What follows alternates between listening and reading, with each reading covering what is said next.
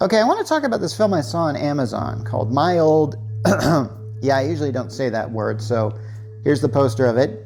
And I'm going to talk about this film. Hopefully, that the use of I don't know, a slightly swear word doesn't put you off from seeing this movie. Because this is a movie that has a lot of really good ideas in it.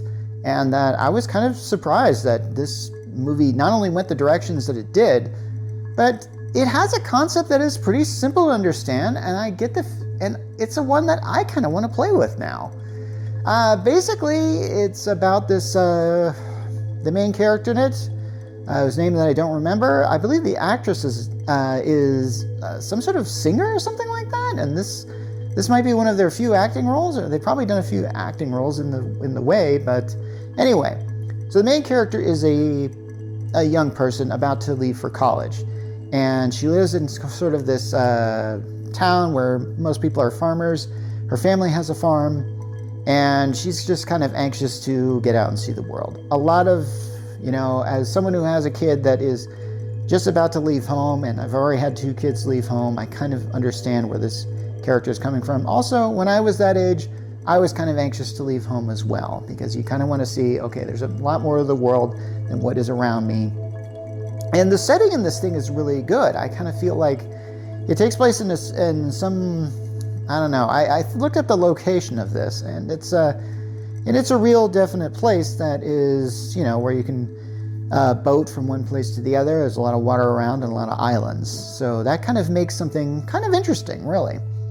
So basically, the main character is out with her friends one night, and she gets super high on some kind of mushrooms or something like that. And yes, this is a film in which the main character has to do drugs in order for this to happen. If that offends you as much as the movie's title, then this is not the movie for you, but it's definitely a movie that I would recommend a lot of people watch, because there's a lot of other things happening in this film that I think are really good to talk about.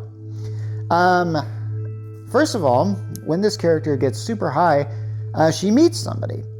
And this person is played by Aubrey Plaza, who I believe I've talked about before when I talked about Agatha Long. This actress has been getting a lot of promotion lately, and big when she was April Ludgate on Parks and Recreation.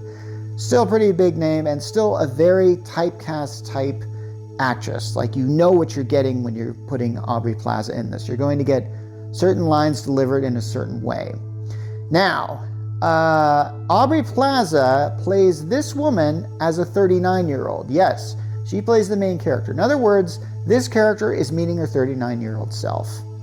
Now, this isn't one of those movies where there's time travel involved, or there's a lot of complex explanations for why this is happening. This film really glosses over that. It expects you to really just accept this premise as is and not question it too much. Even though there are a lot of things going on that make me question it quite a bit, that I'm kind of going like, wait a second, I don't know how this can really happen here.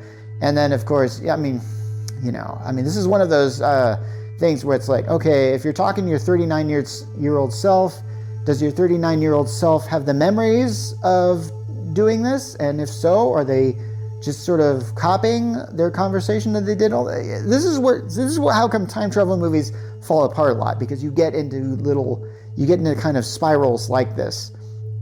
So basically, the main character, after talking to the 39-year-old self, discovers that she has this phone number on her phone that is just my old, and she actually tries to call it, and that number turns out to be her 39-year-old self. So not only does she get to see her 39-year-old self at the beginning of this film, and she can't seem to replicate getting this 39-year-old self back, which makes me believe that this is a film that wanted to get Aubrey Plaza, but they could probably only get Aubrey Plaza for a certain amount of time. And I'm getting the feeling like there might be a script somewhere where Aubrey Plaza or her 39-year-old self actually shows up physically, but they couldn't get that to happen, so they wrote in this idea of having her phone it in. And Aubrey Plaza is literally phoning in. Now, this does not mean that Aubrey Plaza does a bad job. No, Aubrey Plaza is Aubrey Plaza, and she seems to give her 100% in whatever role she is, even though she's only typecast for that certain role that she always plays. So she starts calling, her 39-year-old self and having conversations. Now, here's the issue. The main character of this film, the teenager, meets this guy who's going to work on the farm, and she starts to have feelings for this guy. Now, this is really interesting because the main character is very much established to be only interested in females. And so when she meets this guy, she's not really certain what to think. She's really liking this guy, and she wants to start dating him. And I kind of felt like this was a really interesting way to do this. Now, normally when you see films right now, and I'm not too big about a character who's dealing with sexuality and stuff like that, there are a lot of good films that have dealt with this very well. And there are some films where they just kind of shoehorn in a plot line like this. This one I kind of felt, okay, this is actually really interestingly done, and I felt like this was probably done on the first draft of this. But the main character is essentially a homosexual, and they want to get in a heterosexual relationship.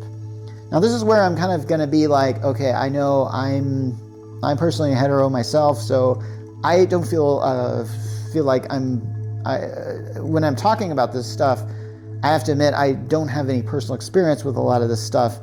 But I think that it's really important to see stories where this is happening, because even if you are heterosexual, you know people who are attracted to the same sex, and of course, and it's good to understand where they're coming from. So the fact that this film kind of took this different point of view, I really liked, and I really respected that. So yeah, I'm going to recommend this film on that alone. I kind of felt like that I felt like this is one of those films in which, like, maybe you're not really supposed to take what you're seeing at face value. Like, maybe this isn't actually what is happening in universe in the film. Because I think maybe what this film is really about is showing how a character who is just about to leave home starts to realize certain things about their life and how good and bad it actually is.